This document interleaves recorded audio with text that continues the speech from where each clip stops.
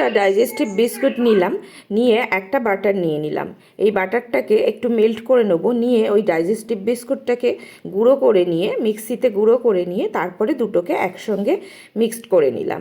এই মিক্সচারটা এইবার একটা কেক টিনের মধ্যে দিয়ে দিলাম। তারপর মিক্সচারটাকে বেশ টিনের চারিদিকে একদম সমান করে ওটাকে চেপে চেপে স্প্রেড করে দিতে হবে। দিয়ে এটাকে মোটামুটি আধ ঘন্টা ফ্রিজে রেখে দেবেন। রেখে দেওয়ার পরে এরপরে নিয়ে নিলাম কিছুটা ড্রাই ফ্রুট আর চকো চিপস মিক্স। এরপরে আমি চকলেট গানাশ বানিয়ে নিয়েছি, আপনারা দেখে নেবেন গানাশের ভিডিও। তারপরে এখানে স্প্রেড করে দিলাম।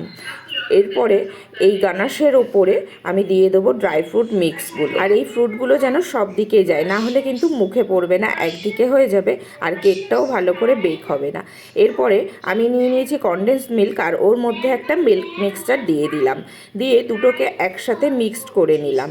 নিয়ে এরপরে দিয়ে দেবো এই যে মিক্সচারের ওপরে, যাতে ফ্রুটগুলো বেশ আটকে ধরে থাকে কেকটার সঙ্গে। এরপরে ওপরে আরেকটু আমি ড্রাই ফ্রুট মিক্স সাজিয়ে দিলাম। দিয়েই এবারে ওভেনে এটাকে বেক করে নেব। বেক করে এরপরে এর পেছন সাইডে চকলেট দিয়ে আমি সিকিউর করে নেব পেছন সাইডটা। তারপরে দেখুন ফ্রিজ করে নিলেই একদম শক্ত। আর এই যে ready to serve choco cookies আপনারাও বাড়িতে ট্রাই করে দেখবেন। আর ভিডিওটা ভালো লাগলে একটা করে লাইক আর সাবস্ক্রাইব করে যাবেন।